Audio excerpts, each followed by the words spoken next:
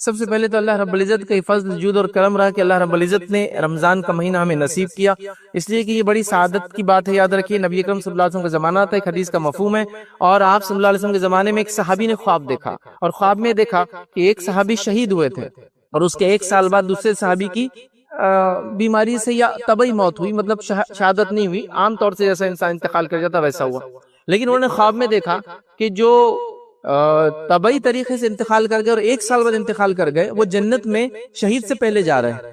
انہوں نے اللہ کے رسول صلی اللہ علیہ وسلم دریافت کیا، اللہ کے رسول فلاں صحابی شہید ہوئے اور میں نے خواب میں دیکھا وہ جنت میں بعد میں جا رہے ہیں، اور فلاں ایک دوسرے صحابی جو شہید نہیں ہوئے وہ ایک سال بعد انتقال کر گئے وہ پہلے جا رہے ہیں۔ تو نبی اکرم صلی اللہ علیہ وسلم حدیث میں کئی اعمال بیان کیے کہ اس نے یہ بھی کیا اور یہ بھی کیا ایک سال میں زیادہ، لیکن ایک چیز خاص طور سے بیان کی، اس نے ایک رمضان بھی تو زیادہ پایا، اس نے نمازیں پڑھی اس روایت کے الفاظ، لیکن یہ الفاظ بھی ہے اس نے ایک رمضان بھی تو زیادہ پایا، اس لیے وہ شہید سے پہلے جنت میں جا رہا ہے۔ تو اندازہ لگائے کہ رمضان زیادہ پانے کی فضیلت کیا ملی۔ یہ شہید کے معاملے میں تو ہم جانتے ہیں وہ جنت جانے والے، لیکن یہ شخص چونکہ اس نے اعمال زیادہ کیے اور ایک رمضان بھی پایا تو اس نے فضیلت اٹھایا، تو لہٰذا رمضان ایک غنیمت موقع اللہ رب العزت جو مجھے اور آپ کو دیتا ہے، ایک موقع دیتا ہے کہ اپنے ایمان کو ریوائیو کر لے، اپنے آپ کو ریچارج کر لے، اور پھر اس کو زندگی اور باقی رہی یہ اصل چیزیں۔ چلیے آئیے آج جو ٹاپک ہمارا جو عنوان ہے کہ رمضان میں ہونے والی جو کامن مسٹیکس ہے یا یہ غلطیاں جو ہم نہ کریں یا ان غلطیوں سے بچیں ہم رمضان میں، اس میں پہلی چیز ہم انشاءاللہ سحر کے تعلق سے کچھ باتیں دیکھیں گے۔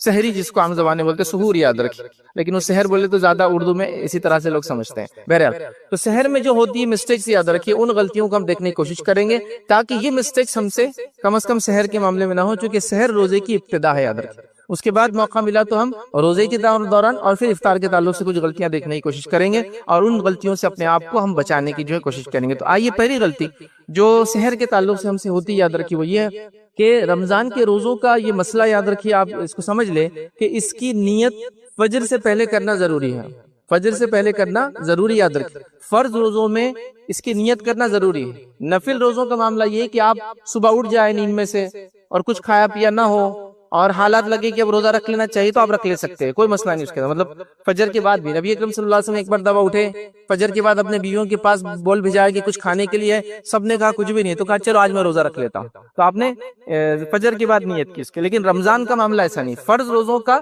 اور فرض روزوں کی اگر قضا کر رہے ہیں آپ، قضا بھی ہوتی ہے نا اس کی جو چھوٹ جاتے ہیں، ان دونوں کے لیے نیت کا فجر سے پہلے ہونا ضروری ہے۔ اب میں یہ پوائنٹ کیوں رکھ رہا ہوں کہ آپ فجر سے پہلے نیت، ہمیں کوشش کرنا چاہیے فجر سے پہلے نہیں، رات میں ہی ہم نیت کر لیں۔ وجہ یہ ہے کہ غلطی سے سو جائے، نیند نہ کھلے تو پھر کیا کریں گے، کیونکہ نیت نہیں کی تھی تو نیت کر کے ہی سو جائے۔ آپ سمجھ لیجئے اٹھ گئے تو ٹھیک ہے، نیت کے مطابق اٹھے، سحر کی، روزہ رکھا، لیکن کسی وجہ سے لیٹ ہو گئے اور سیدھا فجر میں اٹھے، سحر کا وقت چلا گیا، تو بھی آپ روزہ چاہے تو رکھ سکتے، یاد رکھیے اس میں مسئلہ نہیں، یاد رکھیے۔ تو لہٰذا نیت کا پہلے کر لینا یا رات میں نیت کا کر لینا احتیاطاً، تاکہ اگر غلطی سے ہم نہ بھی اٹھ سکے، غفلت ہو جائے، نیند ہے وغیرہ ہے جو بھی ہے، تو ہمارا روزہ درست رہے، یاد رکھیے۔ اب ایک سوال اور آتا ہے یاد رکھیے جو اس کے اندر ہی یاد رکھیے، وہ یہ دوسرا پوائنٹ ہے ہمارا ایک طرح سے یہ جو میں یہ کہہ رہا ہوں کہ رات میں آپ نیت کر کے سو جائے اور اگر کسی وجہ سے سحر نہ بھی ہو تو وہ روزہ کنٹینیو کر سکتے ہیں، تو ایک سوال آتا ہے کیا ہم بغیر سحر کے بھی روزہ رکھ سکتے ہیں؟ تو یہ بھی غلطی ہمارے پاس، یاد رکھیے اس کا علم ہمیں نہیں ہوتا ہے کہ رمضان کے روزے فرض ہو یا نفل روزے ہو، دونوں کے لیے سحر کرنا صرف سنت ہے، کنڈیشن نہیں ہے، ضروری نہیں ہے، واجب نہیں ہے، مطلب بغیر سحر کے روزہ بھی بالکل مکمل ہے۔ اب یہ مسئلہ معلوم نہیں ہوتا تو ہم کیا کرتے ہیں، غلطی سے اگر سحر چھوٹ گئی تو پھر روزہ چھوڑ دیتے ہیں۔ کئی لوگوں کو میں نے دیکھا سحر چھوٹ گئی تو روزہ بھی چھوڑ دیتے ہیں۔ دیکھیے سحر چھوٹ گئی، آپ کی طاقت نہیں روزہ رکھنے کی چونکہ آپ بیمار ہیں اور سحر کر کے ہی روزہ رکھ سکتے ہیں جو بھی بیماری ہے، تو ٹھیک ہے پھر تو آپ روزہ چھوڑ دیں گے چونکہ بیماری کا مسئلہ ہے اور سحر کے بغیر رکھ نہیں سکتے۔ لیکن ایک آدمی تندرست ہے، نوجوان ہے، کوئی مسئلہ نہیں ہے، عام زبان میں ہٹا کٹا ہے، اس کو کیا مسئلہ روزہ رکھنے میں، وہ تو کنٹینیو کر سکتا، لیکن وہ بھی نہیں رکھتا، کیوں؟ چونکہ اس کو یہ ڈاؤٹ ہے کہ بغیر سحر کے روزہ نہیں ہوتا، تو لہٰذا وہ کیا کرتا ہے، سحر نہیں کرتا ہے تو پھر روزہ بھی نہیں رکھتا ہے۔ تو یاد رکھیے رمضان ہو یا غیر رمضان روزے آپ رکھیں، سحر کنڈیشن نہیں ہے، شرط نہیں ہے۔ شرط سمجھتے ہیں، شرط کا معنی ہوتا ہے جب تک یہ کام نہیں کریں گے تو دوسرا کام نہیں ہوگا۔ جیسا نماز کے لیے غسل اور وضو شرط ہے، مطلب یہ نہیں ہوں گے تو نماز نہیں ہوتی، تو ویسے جو سحر جو کرنا، سحر میں کھانا کھانا، یہ صرف سنت ہے، مستحب ہے، ریکمینڈڈ ہے، کرنا چاہیے۔ میں جب یہ پوائنٹ رکھ رہا ہوں تو میں ہرگز ہی نہیں کر رہا ہوں کہ سحر کو آپ چھوڑ دیں آپ کو مسئلہ معلوم ہوگا، تو نہیں، کرنا چاہیے، میں اس سے انکار نہیں کر رہا ہوں، لیکن میں ان کے لیے پوائنٹ رکھ رہا ہوں جو نہیں کر پاتے اور نہیں کر پاتے تو یہ سوچتے ہیں کہ اب روزہ نہیں ہے اور پھر روزہ چھوڑ دیتے ہیں. یہ کتنی بڑی جہالت اور کتنی بڑی غفلت کی بات ہے کہ ایک انسان صرف لا علمی کی وجہ سے فرض روزوں کو چھوڑ دے رہا ہے. تو یہ بات واضح ہو گئی. تو کوشش یہ کرے کہ رمضان کے اندر رات میں سوتے وقت ہی نیت کر لے. اسی کے ساتھ ساتھ اگر سحر نہ کر پائے تو بھی روزہ رکھنا آپ کا درست ہے. یاد رکھیے اس میں کوئی ڈاؤٹ اور اس میں مسٹیک یا اس میں پریشان ہونے کی ضرورت بالکل بھی یاد رکھیے نہیں ہے. ایک اور مسئلہ ہوتا ہے یاد رکھیے جو سحر کے تعلق سے یاد رکھیے, اور یہ مسئلہ ہے کہ لوگ سمجھتے ہیں سحر کرنا چونکہ واجب ہے اور اس کو کرنا چاہیے, تو وہ اس حد تک سحر کرتے ہیں کہ اگر سمجھ لیجیے کسی وجہ سے سوتے رہے اور فجر ہو گئی یا فجر کی اذان پہ اٹھے تب بھی اٹھتے ہیں, ایک گلاس پانی یا ایک نوالا کھاتے ہیں اور پھر روزے کو کنٹینیو کرتے ہیں. فجر ہونے کے بعد آپ کچھ بھی کھا بھی نہیں سکتے, اس سے روزہ نہیں ہوتا ہے. لیکن مسئلہ معلوم نہیں ہے, وہ کیا سمجھتے ہیں کہ جیسا جب نیند ہوشیار ہو تو تب نماز کا ٹائم, حدیث کے اندر الفاظ ہے نا, کوئی انسان غفلت میں تھا سو گیا, اب عصر کا وقت جانے پہ ہے یا چلا گیا اور پھر اٹھا, تو جب وہ اٹھے تب اس کے لیے وقت ہے, چونکہ وہ غفلت میں تھا, نیند میں تھا نا, اس کو پتہ نہیں چلا. تو وہ اس مسئلے کو لاتے اور روزے پہ بھی لگا دیتے ہیں کہ ابھی اٹھے نا ہم تو اب کیا کرتے ہیں, گھٹ پانی پی لیتے ہیں اور روزہ کنٹینیو کرتے ہیں. یہ کوئی ایسی بات نہیں کہ بہت اللہ ماشاءاللہ کوئی کر رہا ہے, یہ بالکل کامنلی میں نے یہ مسئلہ سنا لوگوں سے کہ آج بہت لیٹ ہو گئے تھے 7 بجے پانی پی کے سوئے. تو میں نے ایک دو بار سنا, پھر میں نے پوچھا 7 بجے پانی پی کے سوتے اس کا کیا معنی ہے؟ تو بولے وہ سحر ضروری ہے نا. ہاں, تو بولے سحر نہیں ہوئی تو ہم کیا کرتے, بولے جب بھی اٹھے ایک گھٹ پانی پی لیتے اور روزے کنٹینیو کرتے. فجر کے بعد آپ نے کچھ بھی کھایا کچھ بھی پیا تو روزہ نہیں ہوتا ہے آپ کا. تو لوگ سحر کو اتنا مطلب جس کو کہتے واجب سمجھ رہے, ضروری سمجھ رہے کہ فجر کے بعد بھی سحر چالو ہے. کچھ لوگوں کو یہ غفلت بھی ہوتی ہے سحر میں, جس کو آپ خاص طور سے یاد رکھے, اور یہ سوالات لوگ پوچھتے بھی ہیں کہ ہمارے پاس اذان تو 15 منٹ لیٹ ہوتی, لیکن اب اذان تک اللہ کے رسول صلی اللہ علیہ وسلم کے زمانے میں لوگ سحر کرتے تھے. ارے وہاں اذان اس زمانے میں اول وقت میں دی جاتی تھی, بالکل جیسا کہ سحر کا وقت ختم ہوا تو اذان ہوتی تھی, تو تب آپ کو سحر اذان تک کرنا تھی, ہماری اذانوں تک نہیں کرنا ہے. کوئی 10 منٹ بعد, کوئی 15 منٹ بعد, کوئی 20 منٹ بعد, کوئی آدھے گھنٹے بعد چل رہا ہے, تو یہ اذان نہیں ہے. وہ نبی اکرم صلی اللہ علیہ وسلم کے زمانے میں 2 اذان ہوتی تھی, ایک ہوتی تھی فجر سے پہلے اور ایک ہوتی تھی فجر کی ابتدا پر. فجر سے پہلے کی اذان ہوتی تھی, اس کو بولتے تھے تہجد کی اذان, جو لوگوں کو جگانے کے لیے ہوتی تھی. اسی لیے حدیث میں الفاظ اللہ کے رسول نے فرمایا جب بلال اذان دے تو تم کھانے پینے سے مت رکو, ہاں جب ام مکتوم اذان دے تو تم کھانے پینے سے رک جاؤ, چونکہ وہ فجر کی ابتدا پہ اذان دیتے ہیں. تو نبی اکرم صلی اللہ علیہ وسلم کے زمانے میں 2 اذانیں ہوتی تھی. پہلی فجر سے پہلے, وہ کس لیے ہوتی تھی, تہجد میں اٹھانے کے لیے, سحر کے لیے اٹھانے کے لیے. اور دوسری اذان کب ہوتی تھی, فجر کی ابتدا پر, جو بولیں گے فجر کی اذان.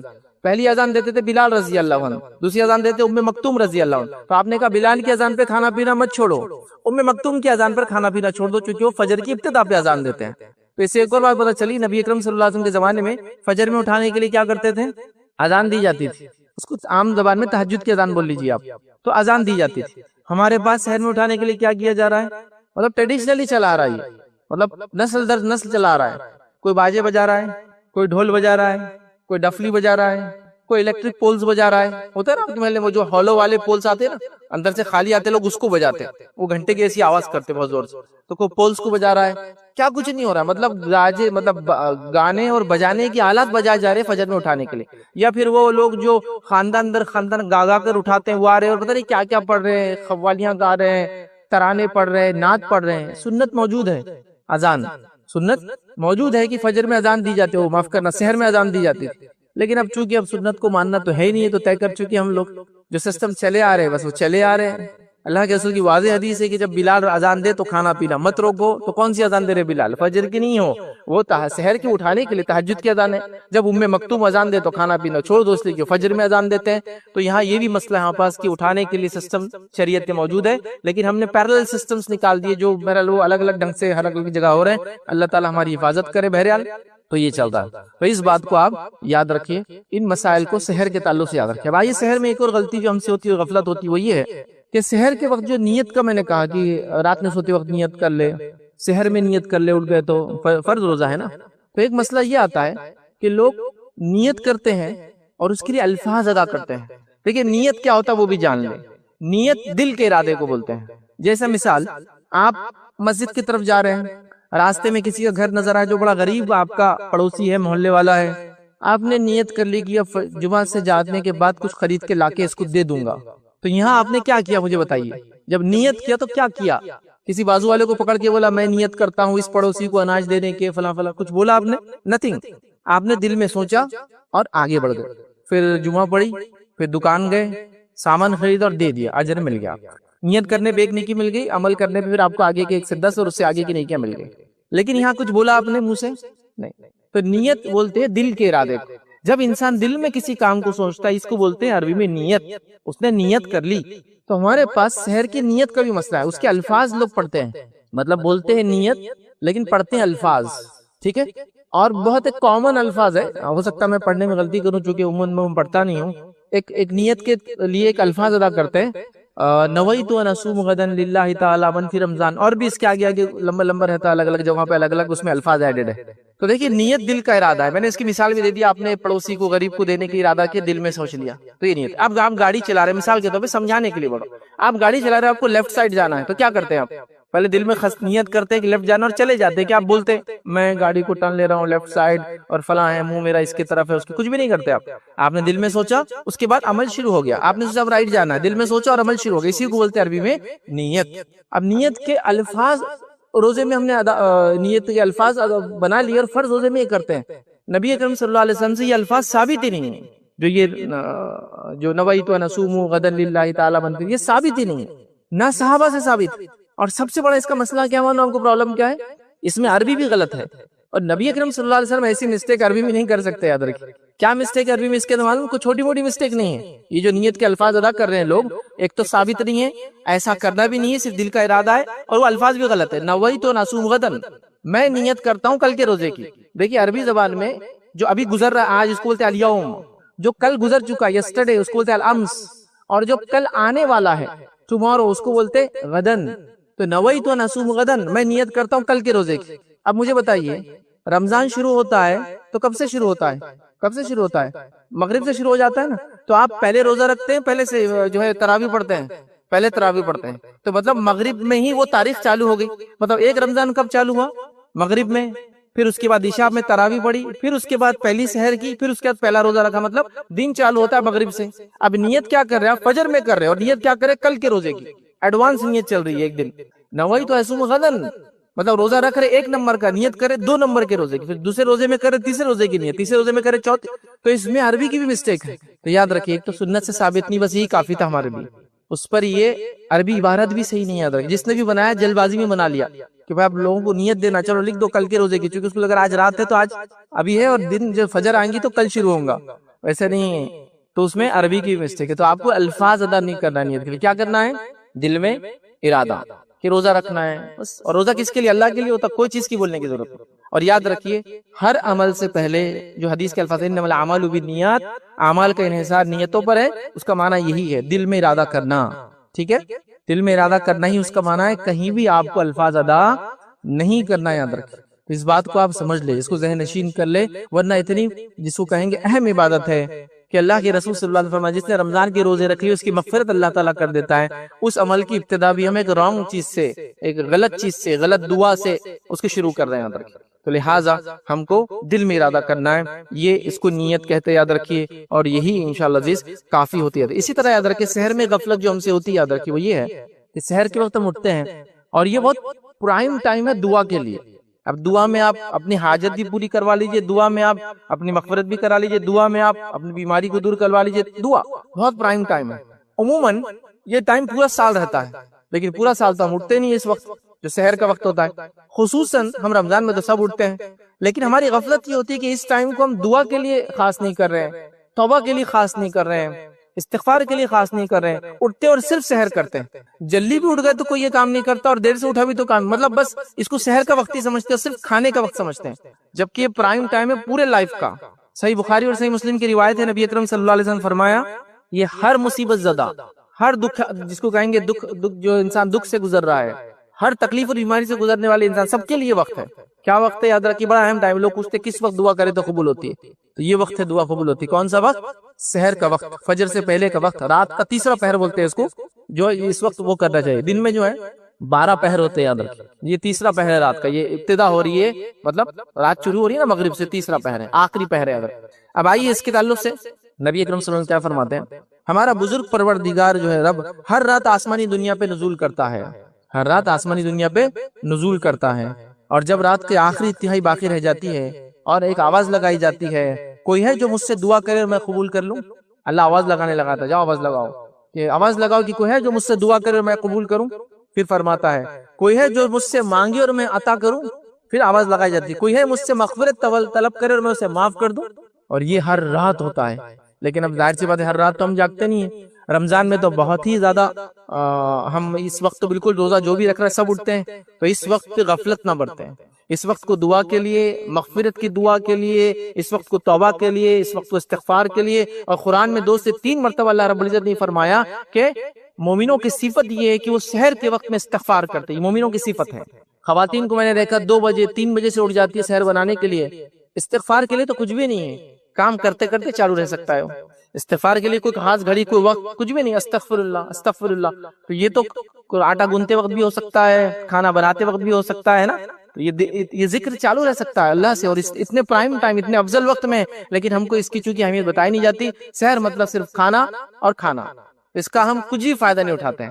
کوشش کریں کہ اب سحر میں اگر آپ آدھا گھنٹہ پہلے اٹھتے تو آپ پون گھنٹہ پہلے اٹھیں، 2 رکعت نفل پڑھ لیں، کچھ زیادہ نہ صحیح تو اس کے بعد اپنے رب سے دعا کر لیں، جو کہ آواز لگا رہا ہے، چاہتا ہے معاف کرنا بندوں کو، چاہتا ہے دعا ان کی قبول کرنا، چاہتا ہے ان کے دکھ درد کو مٹانا، تو کیجیے آپ، سب سے افضل وقت ہے یہ، سب سے افضل وقت ہے دعا کا ادب، چونکہ سب سے افضل نفل عبادت تہجد کی نماز ہے، سب سے افضل ہے، چونکہ وقت ہی ایسا ہے کہ اس کی فضیلت ہو جاتی ہے اس نماز کی۔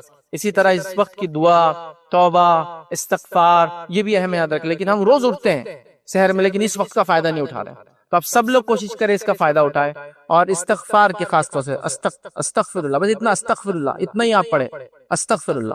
اس کے علاوہ بھی سید الاستغفار وغیرہ جن کے بڑے بڑے الفاظ یا لمبے الفاظ ثابت ہیں وہ بھی آپ پڑھ سکتے ہیں، لیکن اس کے بڑے فائدے ہیں، اس کے بڑے فائدے ہیں۔ بس موقع نہیں ہے، ایک چھوٹا سا واقعہ سناتا ہوں۔ احمد بن حنبل رحمہ اللہ ایک مرتبہ اپنے شہر سے، بغداد سے کسی دور علاقے میں چلے گئے کچھ کام کے سلسلے میں، اب رات ہو گئی تو وہ چھوٹا سا خریا تھا، وہاں کوئی ہوٹل یا دکان یا وہ نہیں تھی کہ جہاں وہ رکے، اب رات میں تلاش کرنے لگے، مسجد کے قریب گئے تو مسجد رات میں بند کر دی جاتی تھی، کسی سیکیورٹی یا کسی حفاظت کے تدبیر کے اعتبار سے مسجد بھی بند کر دی گئی۔ مسجد کے سامنے ایک شخص تھا جو روٹیاں ڈالتا تھا، اور وہ کے اندر ایک قدیم زمانے سے ٹریڈیشن ہے، وہ سالن گھر میں بناتے ہیں، روٹیاں باہر سے خریدتے ہیں، اور روٹیاں تندور میں سیکی جاتی تھی، تو بہرحال وہ روٹی ڈال رہا تھا، نان بھائی جس کو بولتے ہیں، یا جو بھی بہرحال نان ڈالنا آپ کے روٹی ڈالنے والا، تو وہ شخص ڈال رہا تھا، تو اس نے دیکھا کہ ایک مسافر ہے، پریشان ہے، تو کہا آپ آ جائیے اندر اور یہاں بیٹھ جائیے، اب کیا کریں، رات سردی والی ہے تو تندور بھی ہے، تھوڑا گرم رہیں گا، لیکن سونے وغیرہ کی جگہ نہیں تھی، لیکن دکانوں کی چھوٹی سی دکان بیچاری، تو امام احمد بن حنبل رحمہ اللہ وہاں جا کر بیٹھ گئے۔ جب بیٹھ گئے تو دیکھا وہ آدمی رات جو آٹا گوندھ رہا تھا، چونکہ ابھی تو رات کی ابتدا تھی نا، وہ صبح کے لیے بنا رہا تھا چیزیں، تو استغفار کر رہا تھا، مطلب استغفر اللہ پڑھتے پڑھتے وہ آٹا گوندھ رہا ہے، فلاں کام کر رہا ہے۔ تو امام احمد بن حنبل رحمہ اللہ کو تھوڑا سا ایک خیال آیا، کیوں نہ اس سے پوچھتا ہوں، اس کو کچھ فائدہ ہوا نہیں ہوا اس استغفار کا، اتنا پڑھ رہا ہے یہ، مطلب یہ ہمیشہ پڑھتا ہوں، تو انہوں نے سے پوچھ لیا کہ تمہیں اس استغفار کرنے کا کچھ فائدہ ہوا کبھی، استغفر اللہ یہ پڑھنے کا کچھ فائدہ ہوا کبھی؟ اس کے بڑے فائدے یاد رکھیے، ان گنت فائدے استغفار پڑھنے کے۔ تو کہا بہت فائدہ ہوا، کہا کیا فائدہ؟ کہا آج تک ایسا کوئی مسئلہ یا ایسی کوئی دعا نہیں تھی جو میں نے اللہ سے کی ہو اور وہ قبول نہ ہوئی ہو میں استغفار کرنے کی وجہ سے۔ تو کہا اچھا، کہا ایسی کوئی ہے جو باقی ہے؟ تو کہا ایک دعا باقی ہے جو قبول نہیں ہوئی ہے۔ تو کہا کیا دعا ہے؟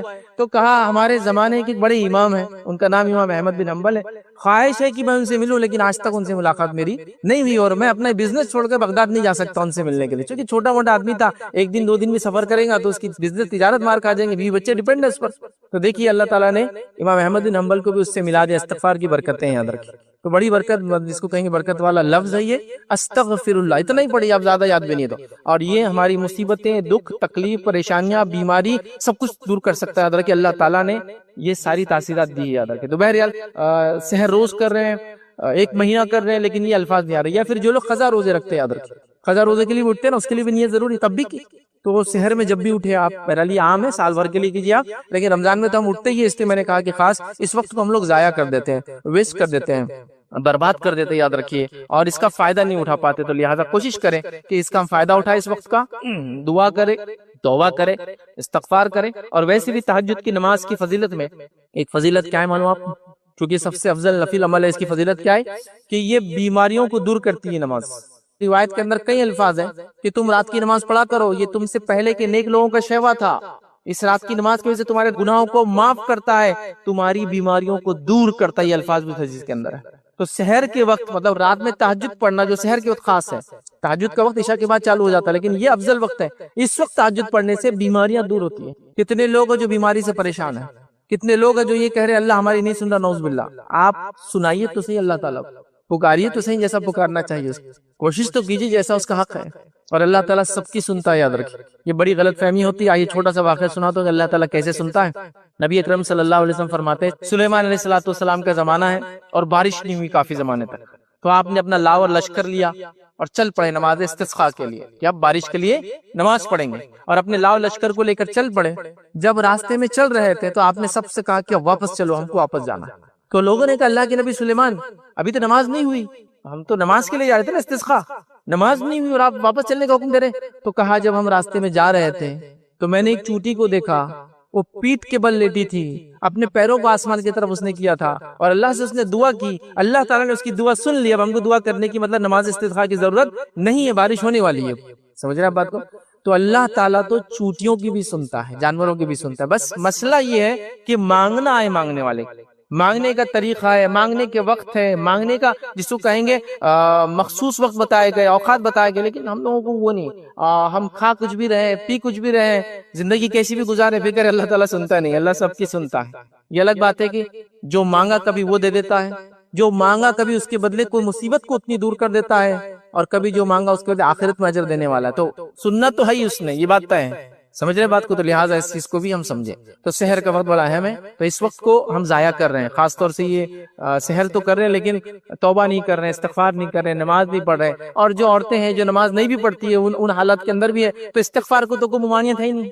یہ سب تو کر سکتی ہے نا رات کے وقت، رات کی دعا کا فضیلت اٹھا سکتی ہے، استغفار کی فضیلت اٹھا سکتی ہے، اپنے گناہوں کی معافی کی دعا کر سکتی ہے. بہرحال بہت ساری چیزیں کر سکتی ہے اور کرنا چاہیے. آئیے اسی طرح صبح کے وقت ایک جو مسئلہ سحر کے اندر ہوتا ہے، یاد رکھیے، جو ہمیں علم نہیں ہوتا، جس کی وجہ سے بڑے مسائل ہوتے ہیں، لوگ پوچھتے بھی ہیں اور کبھی کبھی شرماتے بھی ہیں، لیکن بہرحال شرمانے کی چیز تو ہے ہی نہیں، یہ چیز چونکہ شرعی مسئلہ ہے. تو کیا ہوتا ہے کہ صبح کے وقت ایک انسان ہوتا ہے جو جنابت کی حالت میں ہوتا ہے، مطلب وہ ایسی حالت میں ہوتا ہے کہ اس پہ غسل واجب ہو جاتا ہے. اب وہ ایسی حالت میں ہونے کے بعد سوچتا ہے کہ اب میں روزہ نہیں رکھ سکتا ہوں. اگر سمجھ لیجیے مثال کے طور پہ وہ سویا تھا، اب اٹھا تو سحر کو صرف 10 منٹ ہے، تو اب سحر کروں یا غسل؟ تو وہ سوچتا ہے کہ نہیں سحر نہیں ہوتی ایسی حالت میں. اور کبھی کبھار تو میں نے یہاں تک لوگوں کو سنا کہ ہم نے روزہ چھوڑ دیا. کیوں روزہ چھوڑ دیا؟ کہ رات میں غسل نہیں تھا تو روزہ چھوڑ دیا. دیکھیے غسل کا روزے سے کوئی لینا دینا نہیں، غسل کا آپ کی نماز سے فجر کی، لیکن روزے سے نہیں. تو آپ کو اگر غسل نہ بھی ہو، غسل واجب بھی ہو، تو آپ سحر کر لے سکتے ہیں، پھر اس کے بعد غسل کر لیں، اس کے بعد آپ فجر کی نماز کی چلے جائیں. نبی اکرم صلی اللہ علیہ وسلم کے تعلق سے میں عائشہ فرماتی ہے اور کہتی ہے کہ بعض مرتبہ، اور صحیح بخاری کی روایت ہے، بعض مرتبہ فجر ہوتی تو رسول اللہ صلی اللہ علیہ وسلم اپنے اہل کے ساتھ جنوبی حالت میں ہوتے تھے، پھر آپ غسل کرتے تھے اور آپ روزے سے ہوتے تھے. مطلب آپ اٹھتے تھے، سحر کرتے تھے، روزہ شروع ہو گیا، پھر آپ غسل کرتے تھے اور پھر اس کے بعد فجر کی نماز کو جاتے تھے. تو غسل کا تعلق آپ کے نماز سے ہے، یاد رکھیں، اور روزے سے نہیں ہے. تو روزے کے لیے آپ کوئی بھی حالت میں اٹھے، ٹھیک ہے، چاہے کہ ایک آدمی شادی شدہ ہو، ایک آدمی غیر شادی شدہ ہو، نوجوان ہو، یہ ہو سکتا ہے مسئلہ.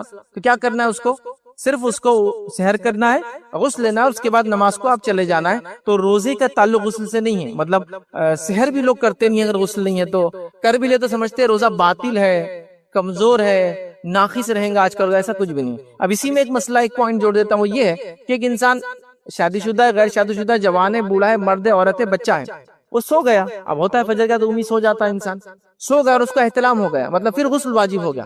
تو لوگ سمجھتے ہیں روزہ ٹوٹ گیا اور پریشان ہوتے ہیں. اب سوال بھی نہیں کر پاتے نوجوان، تو کس سے سوال کرے، کیا بولے، اور سمجھتے روزہ ٹوٹ گیا. دیکھیے ایک اصول بتاتا ہوں، ایک جنرل اصول بتاتا ہوں. روزہ کسی چیز کے کھانے سے ٹوٹتا ہے، کسی چیز کے نکلنے سے نہیں ٹوٹتا ہے. پیشاب نکل گیا، روزہ نہیں ٹوٹا، وضو ٹوٹ گیا. آپ پیخانہ نکل گیا، آپ کا وضو ٹوٹ گیا، روزہ نہیں ٹوٹا. آپ کو احتلام ہو گیا، ویٹ ڈریم دیکھ لیا آپ نے، آپ کا غسل ٹوٹ گیا، روزہ نہیں ٹوٹا، چونکہ چیز نکلی ہے. آپ کو بلڈ، کسی کو جو ہے ٹیسٹنگ کے لیے اپنا بلڈ دینا ہے، وہ نکلا، روزہ نہیں ٹوٹا. نکلنے سے نہیں ٹوٹ رہی کوئی بھی چیز. ناک بہ رہی ہے، روزہ نہیں ٹوٹا اس سے، کیونکہ باہر نکل رہی چیز، جا نہیں رہی اندر کچھ بھی. سمجھ رہے آپ؟ تو نکلنے سے روزہ نہیں ٹوٹتا ہے، یاد رکھیں. تو وہ میں چیز ہے. تو اب یہاں کیسے روزہ ٹوٹ گیا سمجھتے ہیں. تو نوجوان پریشان، گھر میں بول سکتا نہیں، غسل کیسے لے، کسی سے مسئلہ پوچھ سکتا نہیں، اور پریشان ہوتے. کوئی پریشان ہونے کی ضرورت نہیں. آپ کے روزے پہ اس کا کوئی امپیکٹ، کوئی ایفیکٹ ذرہ برابر بھی نہیں آتا ہے، یاد رکھیں. ٹھیک ہے، مطلب اتنا بھی نہیں کہ آپ پریشان ہوں کہ میں اب کیسے کروں اور کیا کروں. آپ کا روزہ بالکل درست ہے، آپ اپنے روزے کو کنٹینیو کیجئے، یاد رکھیے اس میں کوئی مسئلہ نہیں آتا، ٹھیک ہے؟ تو یہ چند باتیں تھی جو سحر کے تعلق سے جو میں نے آپ کے سامنے رکھے۔ آئیے روزے کے تعلق سے کچھ اور مسائل جو دیکھتے ہیں، جس کو ہم کہیں گے روزے کے اندر عمومی ہونے والی غلطیاں۔ اب یہ تھا روزے سے پہلے سحر کے اندر ہونے والی جنرل مسٹیکس جو ہم کرتے ہیں۔ اب آئیے وہ دیکھیں گے کہ روزے کی حالت میں ہونے والی کچھ غلطیاں، یقیناً یہ بات پوری نہیں ہو پائیں گی تو اگلے جمعہ اس کو انشاءاللہ کنٹینیو کریں گے۔ تو روزے کے جو احکام نہ سیکھنا، یہ بہت بڑا مسئلہ ہے۔ یہ غلطی ہم کرتے ہیں کہ روزہ تو رکھتے لیکن اس کے احکام نہیں سیکھتے۔ تو میں آپ کو ایک بات بتا دیتا ہوں، وہ غور سے سنیں آپ۔ جو چیز کا کرنا اللہ نے ہم پہ فرض قرار دیا ہے، جیسے توحید ہے، فرض ہے ہم پر، ہمیشہ اس حالت میں رہے کہ ہم ایک اللہ کو مانیں، نماز، روزہ، زکوٰۃ، یہ فرائض ہے۔ تو جو فرائض ہے، جیسے نماز پڑھنا فرض ہے، تو نماز جن چیزوں سے مکمل ہوتی ہے وہ چیز نہ بھی فرض ہے۔ نماز کب ہوتی ہے اور کب نہیں ہوتی وہ جاننا بھی فرض ہے۔ جیسا کہ اگر نماز پڑھنا فرض ہے تو غسل سیکھنا بھی فرض ہے، چونکہ بغیر غسل کے وضو نہیں ہوتا اور بغیر وضو کی نماز نہیں ہوتی ہے نا۔ تو جیسا نماز پڑھنا فرض ہے، غسل سیکھنا بھی واجب ہے، وضو سیکھنا بھی واجب ہے، نماز سیکھنا بھی واجب ہے، نماز کب ہوتی ہے اور کب ٹوٹتی سیکھنا بھی واجب ہے، سجدے سہو سیکھنا بھی واجب ہے، سب سیکھنا واجب ہے، چونکہ وہ فریضہ ہے نا۔ تو فریضے کو تکمیل کرنے کو جتنی چیزیں لگتی ہے سب سیکھنا ہم پر واجب ہو جاتا ہے۔ تو روزہ ہے، اب روزہ رکھنا فرض ہے تو اس کے مسائل جاننا بھی کیا ہوا ہم پر واجب اور فرض ہوا۔ لیکن عمومی طور سے روزے کے مسائل ہم نہیں پڑھتے ہیں۔ دیکھیے روزے کے مسائل تو اتنے مختصر ہے، نماز کا تو میں بولوں گا ذرا بڑی کتاب ہو جائیں گی چونکہ غسل سے چالوں گا، لیکن روزے کا معاملہ تو ایسا ہے 30-40 پیجز کی کتاب میں مکمل مسائل آپ پڑھ لے سکتے ہیں روزے کے، کمپلیٹ۔ یا میں شاید زیادہ بول دے رہا ہوں، 30-40 بڑے فونٹ میں، وہ چھوٹی کتاب آئیں گی اتنا آپ پڑھ لے الحمدللہ پورے مسائل معلوم ہو گئے آپ۔ چلو روزے کے معاملے میں مطمئن ہوں گے۔ اب ایک مثال دیتا ہوں آپ کہ روزے کے مسائل نہ جاننے سے کیا مسئلہ ہوتا ہے۔ اب مثال کے طور پہ ایک آدمی ہے روزہ رکھا لیکن ابھی وہ کیا ہے روزے سے پہلے کی عادتیں باقی رہتی ہے، اب چلتے چلتے کچھ اٹھا کے کھا لیا، مطلب اس نے جان بوجھ کے نہیں کیا، اب عادت ہوتی نا یہ اٹھا کے کھا لیا، امی کچھ بنا رہے تو ہاتھ ڈال دیا، بیوی کچھ بنا رہی تو ہاتھ ڈال کے اب کھا لیا۔ اب کھانے کے بعد اب تلمل شروع ہو جاتا اس کا، بیوی بول رہی روزہ ٹوٹ گیا تمہارا، بہت ہاتھا ڈالتے تھے نا، نہیں بولتے سنتے نہیں نا، چلو اللہ نے تم سے بدلہ لے لیا۔ تو امی کے پاس جا رہا، امی بولے نہیں روزہ ہے تیرا، چچا کو فون لگا رہا، چچا ایسا ہو گیا روزہ ٹوٹ گیا بیٹا تیرا، اب کھا لے تو کچھ بھی۔ ماموں کو فون، ماموں بولے نہیں روزہ ہے تیرا باقی ابھی، پورا دن ہے نہیں ہے، ہے نہیں ہے۔ اب یہ تو اس آدمی کا معاملہ ہوا جس نے کچھ کھایا نہیں بعد میں۔ اب ایک آدمی کیا رہا تھا، آپ چلو کھا لیے نا اور کھا لیتا ہوں۔ اب جب اس نے سیکنڈ ٹائم کھایا اب روزہ ٹوٹ گیا اس کا، کیونکہ جب فرسٹ ٹائم اس نے کھایا تھا نبی اکرم صلی اللہ علیہ وسلم حدیث سے فرمایا جب کوئی غلطی سے کھا لے اور پی لے، یہ اللہ نے اس کو کھلایا اور پلایا، مطلب اس کی تقدیر میں تھا تو اللہ نے اس کو ایسا کھلا دیا۔ روزے میں کھا نہیں سکتے، حرام ہے روزے میں کھانا، لیکن اللہ نے اس کی تقدیر میں لکھا تھا تو اس نے کھا لیا، ہو گیا۔ تو جو ہو گیا ہو گیا، ختم ہو گیا، اب اس میں کوئی ملامت نہیں، کوئی کمزوری روزے میں نہیں آتی، کچھ نہیں ہوتا۔ لیکن اب مسئلہ معلوم نہیں۔ اچھا دوسرا مسئلہ یہ بھی یاد رکھیے، آپ نے کسی وجہ سے روزہ توڑ دیا یا آپ کا روزہ ٹوٹ گیا، ٹھیک ہے، بیمار اور مسافر کو چھوڑ کر، تو آپ روزے کو کنٹینیو تو نہیں کریں گے چونکہ وہ ختم ہو گیا، لیکن آپ کھائیں گے پیئیں گے نہیں، چونکہ دوسرے لوگ کھا رہے بھی نہیں ہیں، آپ اس کا احترام کریں گے اور سمجھے آپ بھی کھائیں گے پیئیں گے نہیں شام تک۔ تو اب اس نے کیا کیا، پہلے تو علم نہیں تھا کہ کھانے پینے سے روزہ ٹوٹتا ہی نہیں، جو غلطی سے غفلت سے کھا لیا، غفلت اور غلطی سے یاد رکھی، جان مجھ کے نہیں، تو نہیں ٹوٹا اس کا روزہ۔ لیکن اب وہ کوئی اس کو مشورہ دیتا اب کھا لو، اب کیا کھا لیے تو اب کیا دن کا فائدہ اٹھا لو، تو روزے میں وہ ایسا کھا نہیں سکتا، یاد رکھیے۔ لیکن اس کا روزہ بیسیکلی ٹوٹا ہی نہیں تھا، لیکن اب چونکہ ٹوٹا نہیں تھا لیکن علم نہیں تھا، دیکھیں آپ پورا دن کشمکش، روزہ ہوا روزہ نہیں ہوا، کنٹینیو کروں کنٹینیو نہ کروں، چھوڑ دوں اور رکھ لوں، اور اس طرح سے آدمی پریشان ہوتا ہے۔ تو گزارش کروں گا روزے کے مسائل جان لے، نبی کریم صلی اللہ علیہ وسلم جو حدیث فرمایا اس کے الفاظ ہے، جب تم میں سے کوئی شخص بھول کر کچھ کھا پی لے تو اپنا روزہ پورا کرے، کیونکہ اللہ نے کھلایا اور اللہ نے پلایا۔ تو مسئلے معلوم نہیں ہیں، جاننے کی ہم کوشش نہیں کرتے ہیں، اور بہت سارے مسائل اس سے جو ہے یاد رکھیے پیدا ہو جاتے ہیں، یاد رکھیے۔ اسی طرح یاد رکھیے روزے کی حالت میں کھانے سے ریلیٹڈ ایک چیز اور ہے جو یاد رکھیے، جس کے بارے میں لوگ سمجھتے ہیں ایسا نہیں کرنا چاہیے، اور ویسے یقیناً نہیں کرنا چاہیے، لیکن ضرورت پڑنے پہ آپ کر بھی سکتے ہیں اور یہ جائز ہے، اس سے روزہ نہیں ٹوٹتا۔ وہ کیا ہے، روزے کی حالت میں ضرورت پڑنے پر چیزوں کو چکنا، کھانا نہیں چکنا۔ جیسے ایک عورت ہے کھانا بنا رہی ہے، اب اس کو چکنا ضروری ہے، کھانا کیسے بنا، چونکہ شوہر کا موڈ آلریڈی اس کا ہمیشہ خراب ہی رہتا بیچارے کا۔ اب کیا کریں گے، جب آپ شام میں آئیں گے تماشے ہو جائیں گے تو کیا کر سکتی ہو، کھانا نہیں ہے زبان پہ لگا ہے تھوک دے اس کو۔ آپ ایک بہت بڑے شیف ہے، کوک ہے، اب کیا کریں گے، کھانا بنا رہے آپ، اب سب وہ لوگ کھانے والے شام میں، غلطی ہو جائے تو پھر کیا ہونے والا ہے نا۔ تو آپ کیا کر سکتے ہیں، چیز میں آپ نے ڈالا چکا، ننگلا نے یاد رکھیا، زبان پہ لیا اور پھر تھوک دیا، اس کو اسپٹ کر دیا، یہ جائز ہے، کوئی مسئلہ نہیں۔ رمضان کا جب مہینہ آتا ہے یاد رکھیے، یا ایھا الذین آمنوا کتب علیکم الصیام کما کتب علی الذین من قبلکم لعلکم تتقون، اما بعد۔ تمام تعریفیں اس اللہ عز و جل کے لائق و زیبا ہے جو تمام جہانوں کا بنانے والا اور اسے پالنے والا ہے، اور درود و سلام اس کے آخری نبی محمد صلی اللہ علیہ وسلم پر۔ الحمدللہ ہم تمام یہاں اس ہفتے واری درس قرآن کے لیے جمع ہوئے۔ انشاءاللہ عزیز میں آج اس درس میں ہم سے قریب جو مہینہ بس آ چکا ہے، جس کو ہم رمضان کے مہینے سے جانتے ہیں، اس مہینے کے تعلق سے کچھ باتیں یا چند باتیں رکھنے کی کوشش کروں گا۔ ویسے تو رمضان کا مہینہ میں سمجھتا ہوں اس کی اہمیت اور اس کی فضیلت کیا ہے ہم سبھی جانتے ہیں، اور اس مہینے کی آمد پر ہی جو ہے انسانی سماج، جو مسلم خاص طور سے مسلم سماج ہے، اس کے حرکات اور سکنات اور اعمال میں تبدیلیاں بہرحال نظر آتی ہیں، اور لوگ عبادت کے لیے اور اسی کے ساتھ ساتھ مال اللہ کی راہ میں خرچ کرنے کے لیے اپنے آپ کو تیار کرتے ہیں اس مہینے کے اندر، اور کیوں نہ ہو، یہ مہینہ ہے ہی اسی خصوصیت کا حامل۔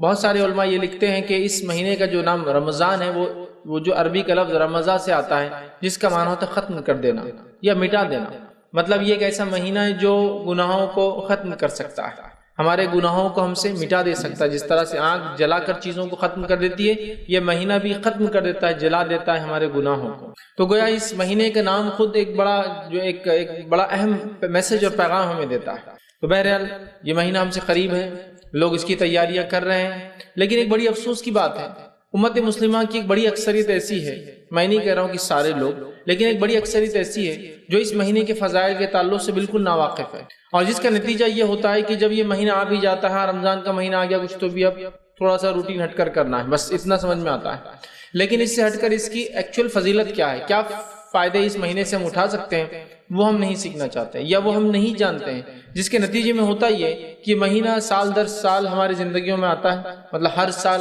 یہ ایک مہینہ آتا ہے اور آ کر بس یوں ہی چلا جاتا ہے، اور نہ اعمال میں کوئی تبدیلی نظر آتی ہے، نہ زندگیوں میں کوئی تبدیلی نظر آتی ہے۔ آپ اندازہ لگائیے، جو لوگ کارپوریٹ لیول پر یا بڑے بڑے کمپنیوں میں کام کرتے ہیں، میں ایک مثال دیتا ہوں، یا اسکولز میں کام کرتے ہیں، کالجز میں کام کرتے ہیں، ایسی جگہ کام کرتے ہیں جہاں ان کو اپڈیٹ کرنا پڑتا ہے اپنے آپ، تو ہوتا یہ ہے کہ وہ کمپنی، وہ کالج، وہ اسکول ان کے لیے کچھ کورسز رکھتی ہے نا، یا کچھ ٹریننگ پروگرامز رکھتی ہے، یا کچھ اپڈیشن پروگرامز رکھتی ہے۔ نتیجہ یہ ہوتا ہے کہ ایک مثال کے طور پر کمپنی کے اندر ایک نیا سسٹم آیا، وہ سسٹم کو سکھانے کے لیے 3 دن کا کوئی پروگرام کمپنی نے رکھ دیا، میٹنگ ہوتی ہے، سارے لوگ جمع ہوتے ہیں، اور کمپنی نے جو اپنے سسٹم کو اپڈیٹ کیا، وہ اپڈیٹ آپ کو سکھائے جاتے ہیں، وہ 3 دن لوگ آتے ہیں، اس اپڈیٹ کو سیکھتے ہیں، اس کا نتیجہ ہوتا ہے کہ اب اس کے بعد اس سسٹم کو وہ ختم ہونے تک، اگلے سسٹم کے آنے تک چلانا سیکھ لیتے ہیں۔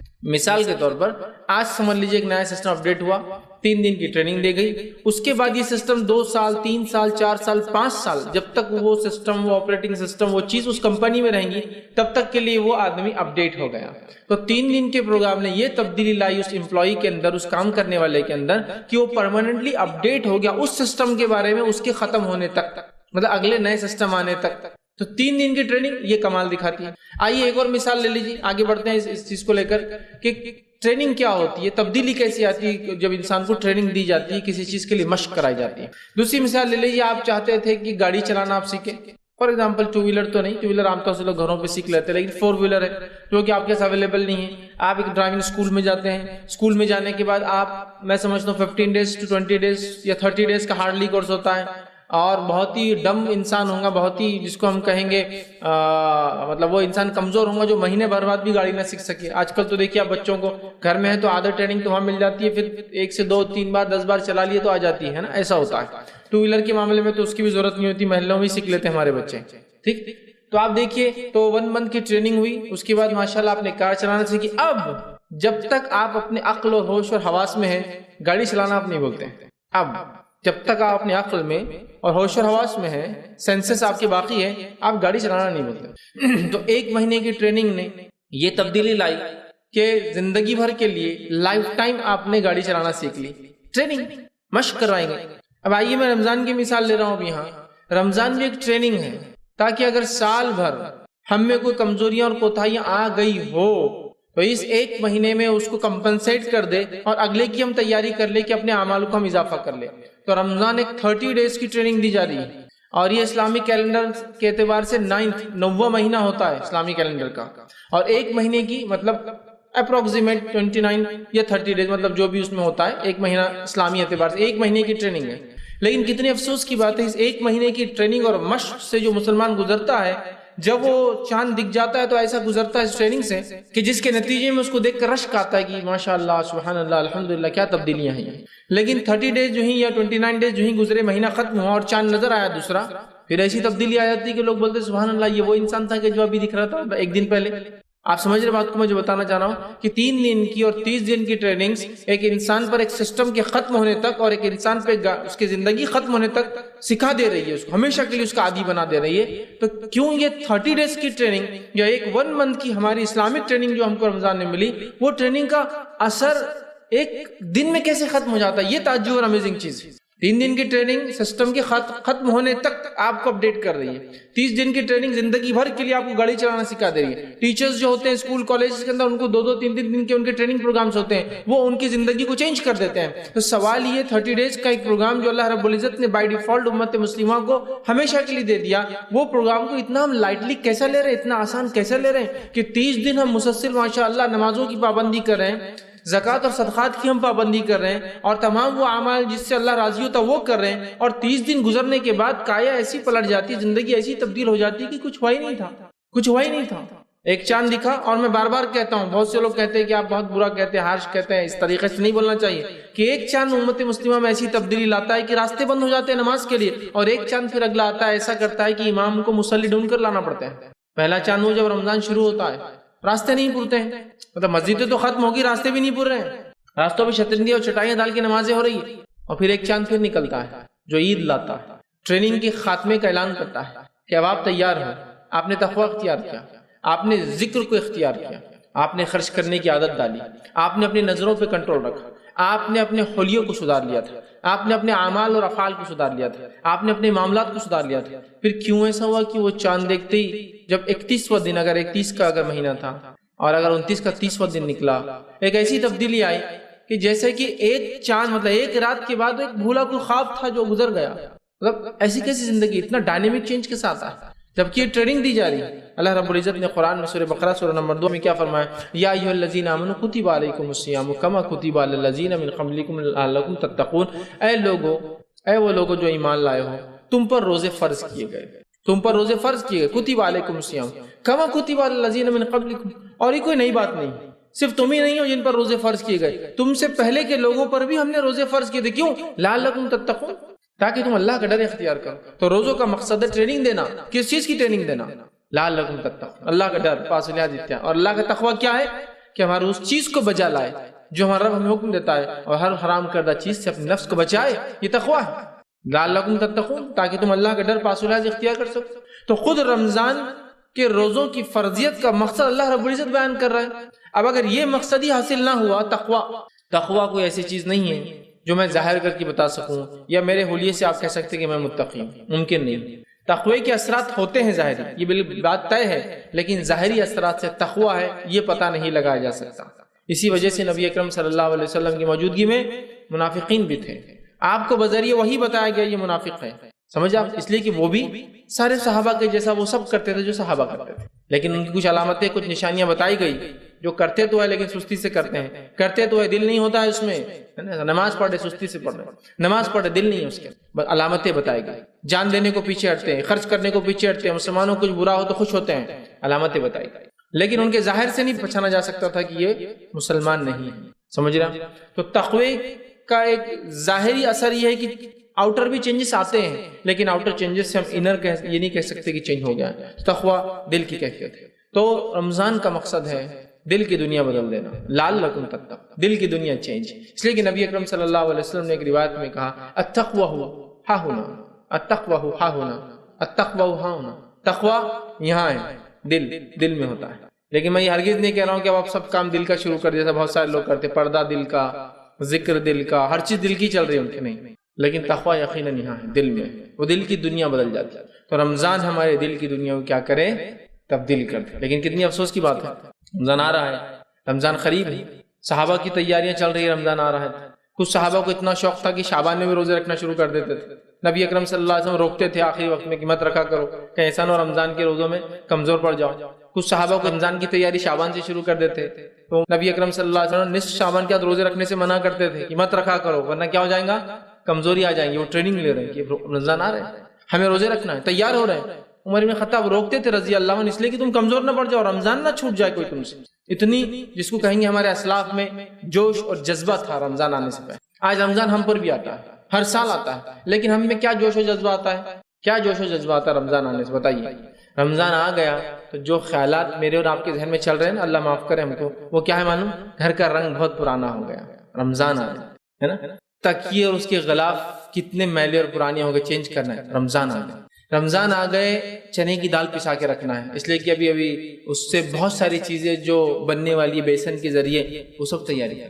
رمضان آ گئے تو اب مغزیات، اب چونکہ رمضان کے بعد اینڈ ریزلٹ کی تیاری ابھی کرنا ہے نا، مطلب عید کی تیاری، تو سیویاں کہاں سے لی جائیں گی، پلاننگ چل رہی ہے، ڈسکشنز ہو رہے ہیں، اس کے لیے کانفرنسز رکھی جا رہی ہے، گھر میں عورتیں جمع ہو رہی ہے، فون پر باتیں کر رہی ہے کہ کیا کرنا ہے، کہاں سے خریدنا ہے، یہ سب ہے۔ رمضان میں پھل اور فروٹ ہم کہاں سے لائیں گے، ہے نا۔ رمضان میں کھانے کی جو ٹائمنگ چینج ہوں گے تو ہماری غذائیات، کیلریز، چلو کانشیس ہوتے ہیں کہ 2000 انٹیک ہونا چاہیے، تو کیسے لی جائے، پوری پلاننگ ہو رہی ہے کہ مغرب کے بعد اتنا، عشاء کے بعد اتنا، رات میں سونے سے پہلے اتنا، رات میں پھر نیند میں اٹھ کے ایک بار اتنا، اور پھر سحر میں اتنا لیں گے، تب وہ جو دن بھر میں لیتے ہیں انٹیک وہ رات میں بھی کمپلیٹ کرنا ہے، یہ ساری پلاننگ چل رہی ہے۔ پھر عید کے کپڑوں کے لیے extra job, extra work, over time لوگ کر رہے ہیں، کیونکہ عید کے لیے کپڑے ضروری ہے، چونکہ وہ تو واجب ہے نا کپڑے پہننا عید کے دن، اچھے اور نئے بالکل۔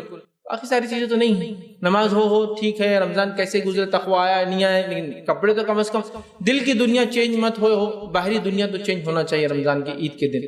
یہ ہم لوگوں کی بالکل باٹم لائن بات کر رہا ہوں، تیاری ہوتی ہو سکتا ہے ویسٹرن کلچر میں بیسن ویسن کا تصور نہیں ہے تو وہ کچھ اور کرتے ہوں گے، وہ اپنے طور سے ڈیفائن کر لے کیا ہے، لیکن یہ ساری ہے ہماری تیاریاں رمضان کی۔ اور اسلاف صحابہ تابعین رمضان آ رہے ہیں، ایکسٹرا روزے رکھ رہے ہیں، پہلے سے تیاری۔ رمضان آنے والے ہیں، زکوٰۃ اور صدقات کی تیاری۔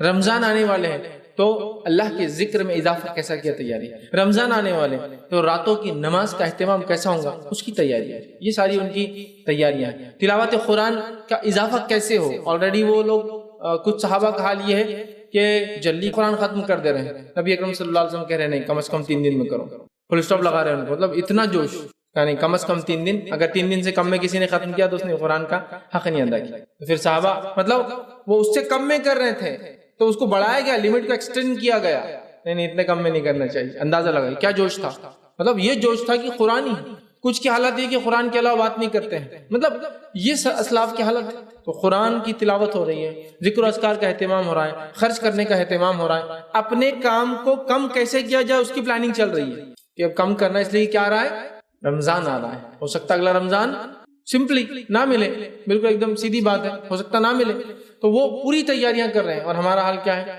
اللہ ہم پہ رحم کرے، آ رہے ہیں رمضان اور جا رہے ہیں، 30 دن ہم گزار لینا جیسے تیسے، اور 30 دن کی خاتمے میں شکر بھی ادا ہو رہا ہے، بس نئے کپڑے بن گئے بچوں کو، اللہ تیرا شکر، بس یہی تھا ہمارا شکریہ۔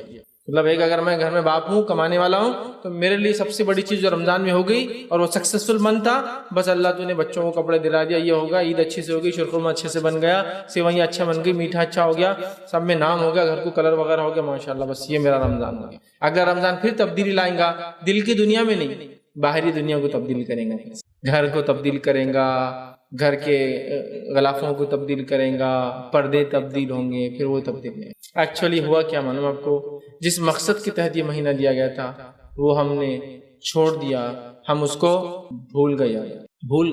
اور اس مہینے کی کیا فضیلت ہے، اللہ رب العزت نے اس مہینے کے اندر جو ہے ہم لوگوں کو روزے کا حکم دیا، جو کہ ایک فرض عبادت، اور صحابہ اس کے لیے اتنے جوش میں ہوتے تھے اور ایسی تیاری کرتے تھے کہ شعبان سے شروع ہو جاتے تھے۔ ٹریننگ ہونا چاہیے نا، کیونکہ رمضان آ رہا ہے، پہلے سے عادت ہو انسانی جسم کو، سمجھ رہے ہیں بات، شعبان میں روزے رکھ رہے ہیں۔ نبی اکرم صلی اللہ علیہ وسلم بھی شعبان میں کثرت سے روزے رکھتے تھے، اور حدیث میں آتا ہے آپ نے سب سے زیادہ روزے رمضان کے بعد اسی مہینے میں رکھے، بہت رکھتے تھے۔ کبھی تو ایسا ہوتا تھا کہ آپ ڈر لگتا تھا کہ شعبان رمضان ملا دیں گے ایک ساتھ، لیکن آپ پھر آخر دن گیپ دیتے تھے تاکہ صحابہ کو کلیئر ہو جائے یہ شعبان تھا اور اب رمضان ہے۔